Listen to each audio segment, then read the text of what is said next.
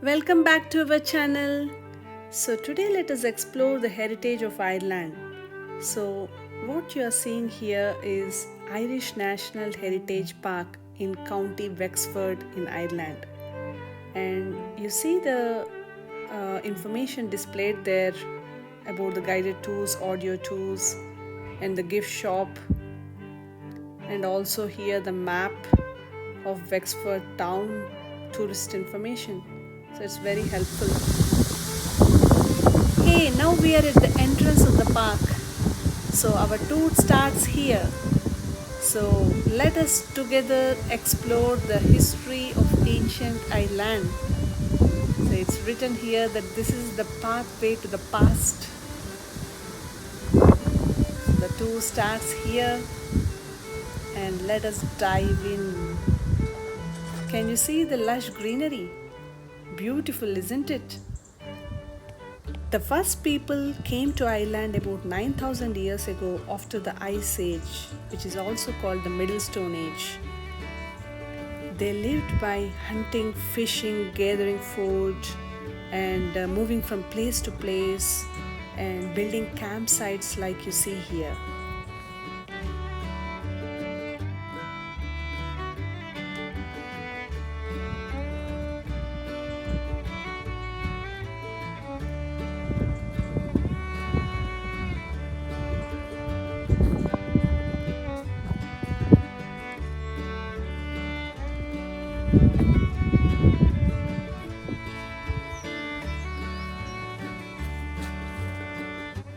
So see the detail here that they displayed. So for more information, read there. So the first farmers came to Ireland about 6,000 years ago. They cleared farmland from the forest, planted crops, kept cattle, sheep, goats and pigs. They lived in large rectangular houses, sometimes in small communities. So this age is called the Neolithic or the New Stone Age. What made it new is that these people learned to grow their own food and keep animals rather than depending on hunting animals. And do you know the bread that was made by the Stone Age people could be very hard on the teeth because the flour that was ground is done in stone querns and bits of grit often ended up in the finished bread. And the 70 Neolithic houses are known from Ireland. The houses are rectangular and built of timber, either oak plants, wattle, or a mixture of both. Very, very interesting, isn't it?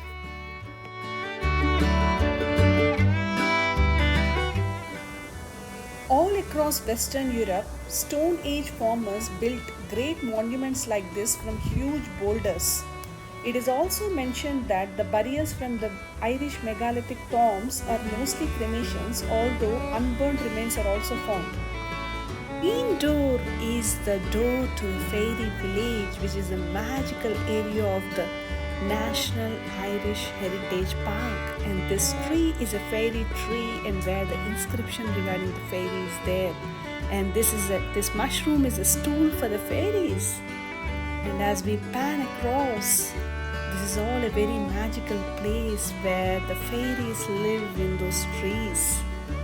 And only allied people and who have magical powers might be able to see the fairies.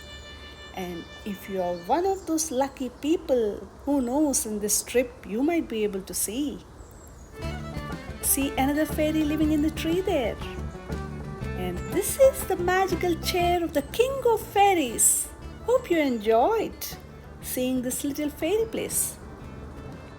Nearly 4,000 years ago, this tree, Scots pine, was growing in a diverse dense woodland in County Kerry in the southwest of Ireland.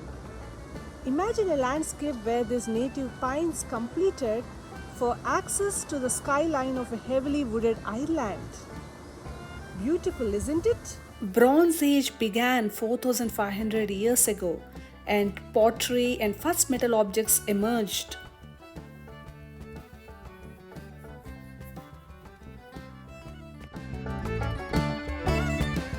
Heaven and earth. Stone circles are found all across Ireland and were built between 3,000 and 4,000 years ago in the middle of the Bronze Age. They may be connected with some form of sky worship, they say.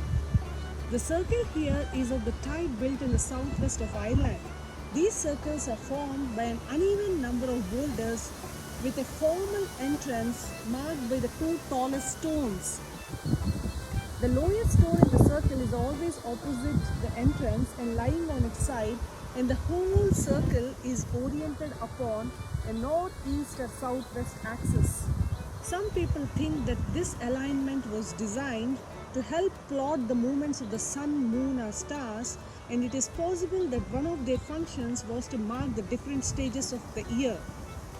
It's fascinating, isn't it? So now we are going to start the tour of early Christian Ireland. Ogham is a form of writing invented in Ireland about 1700 years ago. Based on the Latin alphabet, it is used for commemorating the dead and for magical inscriptions. If you see the timeline here from 10,000 BC, it is actually invented here 3,300 AD after the birth of Christ. That means 300 years after the birth of Christ. And if you see here, it is supposed to have been invented by the god Ogham, and there is further detail here. If you are interested, please read in.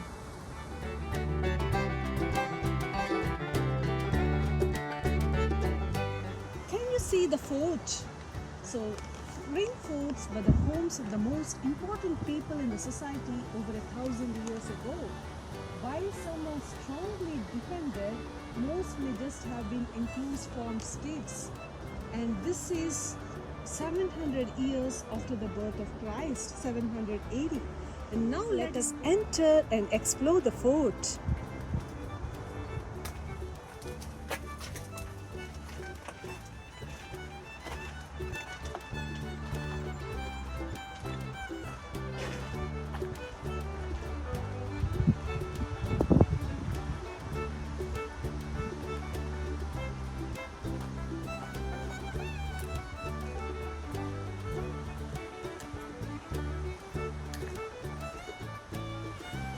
Can you see the beautiful ancient houses of Ireland?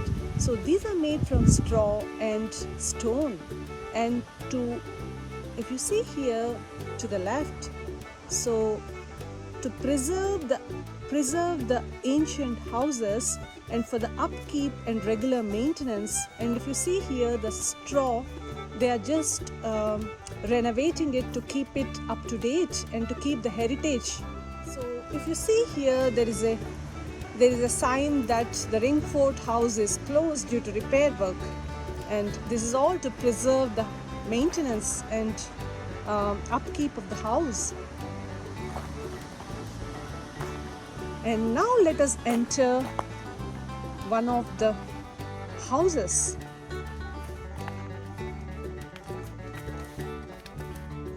So if you see the old jars and the barrels here, you can see the roof.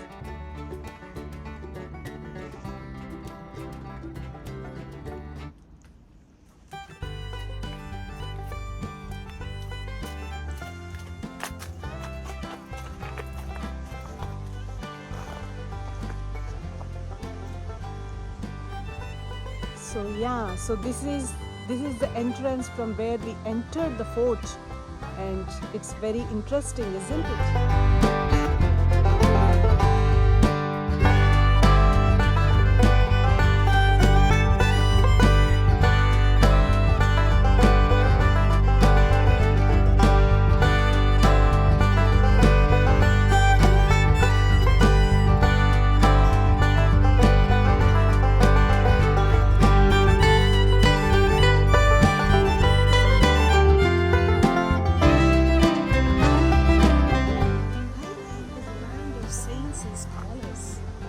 Christianity came to Ireland about 1600 years ago and seems to have spread rapidly. Monasteries like this sprang up across Ireland and quickly became centers of learning, art and political power. And the monastery here contains elements drawn from a number of different sites and periods. The church and high cross are typical of later monasteries, particularly in the eastern half of the country, while the stone beam hive cell is of a type found on the western coast. Monasteries like this tended to be divided into sacred and secular spaces. And for more reading, please read here under the monastery, the heading. Can you see this? This is the Irish Celtic cross. So this is painted to depict the saints and scholars of ancient Ireland. So this is the side view of the church. And can you see the tree there? That is the apple tree, and I will show you the apple fruit. Just bear with me for a second. Can you see the fruits? They're beautiful, isn't it?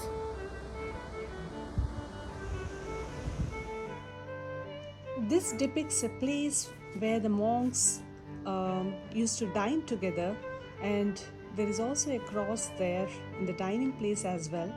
And so these are the various items that are there in this place. So I think another table and lots of wood. And if you see the roof,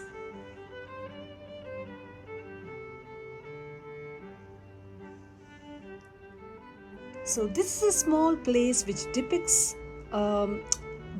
the place where saints and scholars would have written their scriptures, the books of their worship. And can you see this table with different colors, bowls? Probably these are something related to their work.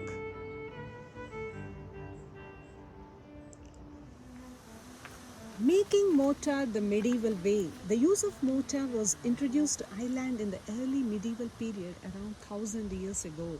Mortar mixers like the one here was probably used for the biggest construction projects for building churches, round towers, and later castles and abbeys. So can you see the mortar mixer here? Yeah, that's the one I was talking about. It's used for biggest construction projects and for building churches, castles, and abbeys. And can you also see the beautiful daisies there? They are the friendliest flowers. So now we are entering the beautiful church.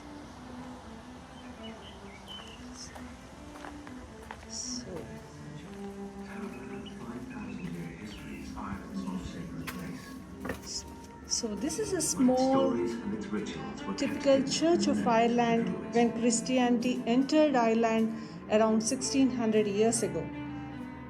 And up there is the altar, and these pictures depict Christianity, and you can see the cross and also the lights. And this video here is shown for tourism purposes, for people to understand the heritage. Bread and beer. Corn grows well in Ireland but needs to be dried because of a damp climate. Kilns like this one were used to dry and mold grain for making bread and beer, and also to dry peas and beans for storage. In early Christian times, specially constructed corn drying kilns were used like the one you see here. Heat from a hot, slow burning fire was conducted along the floor to a circular drying chamber under the thatch, where the grain was carefully spread out on a bed of straw or on a horsehair sheet above a wattle screen. Several screens could be stacked one above the other. This complex arrangement allowed the grain to dry slowly without burning, while the thatch kept everything weatherproof. See the beauty of the nature. So serene, calm, and pleasant.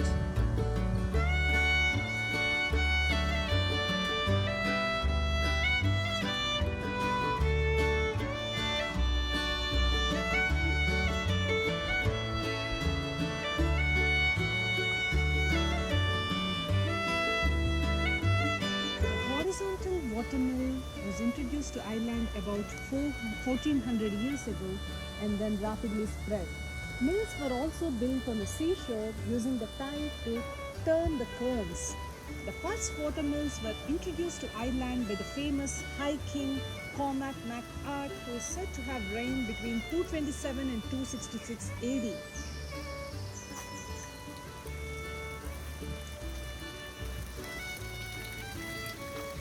Can you see the watermill there? Now close, zooming in.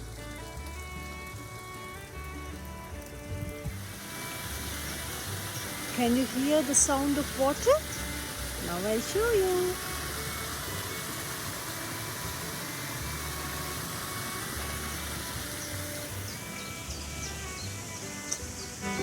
Don't want to leave this place at all. It's so beautiful. So, still going on exploring in the path towards the exit, and there are facilities in between for men and women. Let's continue now further into our path.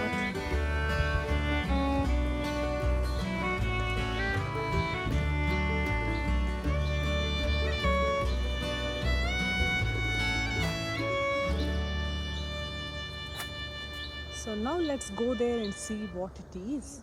It's just a pit in the ground where water was boiled by dropping in hot stones, probably for cooking. They are found all over Ireland and most date from 3 to 4,000 years ago. And in the pit here, some 200 liters of water can be brought to the boil in this fashion in just 2 or 3 minutes.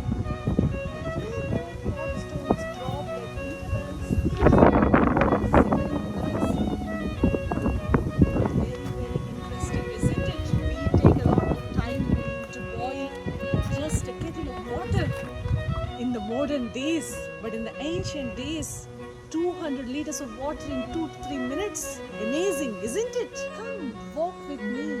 Let us explore together the wet woodland trail.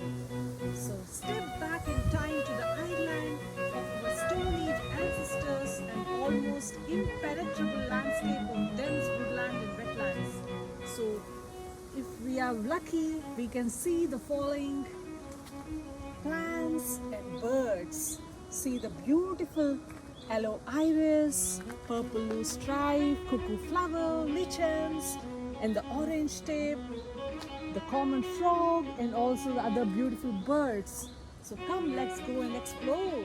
As I am walking through this trail, I'm really admiring the comfort of the walk, because if you see here, this path is so beautifully laid that you can't even slip, and you are just surrounded by greenery, and it's amazing. You can hear can you see the bird here? I will try to zoom.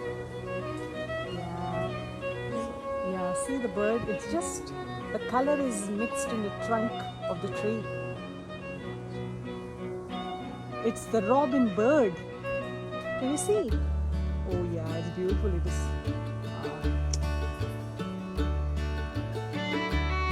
You can just hear the sounds, and at the same time it's so calm, and the foliage and the sun rays kind of as if they're, how should I describe, like they're just in the dense trees, they're still managing to get through. And just see this.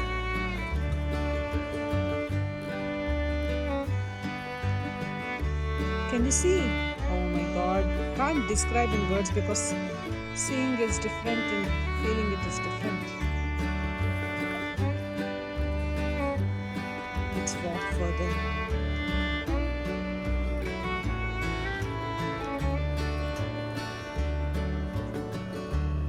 Can you see the, I don't know what to call this, the green moss on the trunks of the tree? Can you see?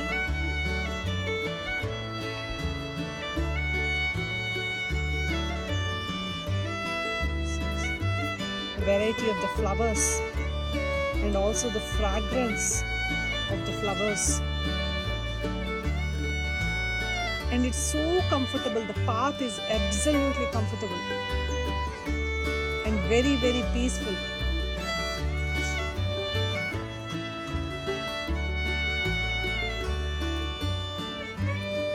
It's just very, very serene. Like,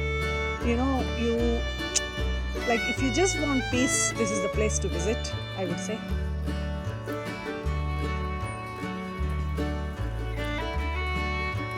It's like walking in a jungle but feeling safe at the same time. It's like that.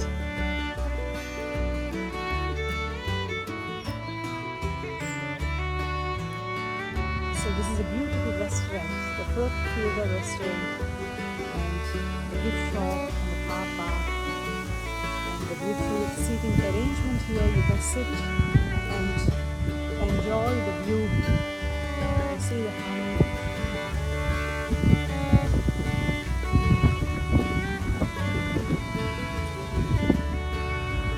So this is a restaurant here. You can sit down and have a nice cup of tea and snacks with a beautiful view that we are going to see now. This is the Crannog. See how beautiful it is. It's like heaven on earth. And yeah, so let's see this pathway and then we will go there shortly. So the ancient Irish saga story of great royal houses where famous kings held court. Retic is the word used in the ancient manuscripts, and one account describes the retic of the legendary Queen Maeve of Crannog, the last queen of Ireland. This consisted of an enormous round house with central hearth and separate compartments stretching back to the walls like the spokes of a wheel. Each various weapons were hung above his seat, and there seems to have been a raised area where the most important people sat. Crannog is an artificial island made by building up layers of soil, salt, brushwood, stones, and even bones in a shallow part of a lake, binding the lot together with strong timber posts.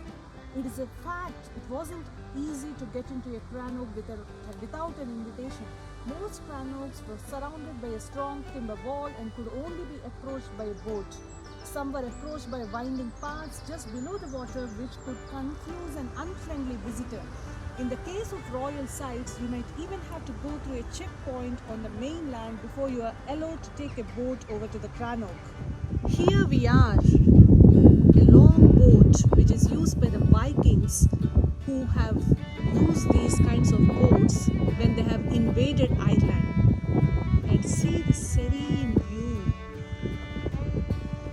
Can you see the water? It's just breathtaking.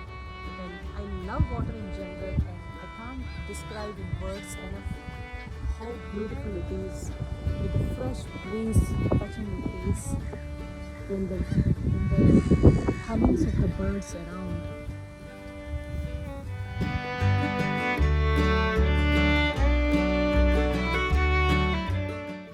And this is the gift shop where you can buy souvenirs or anything as a memory of your visit.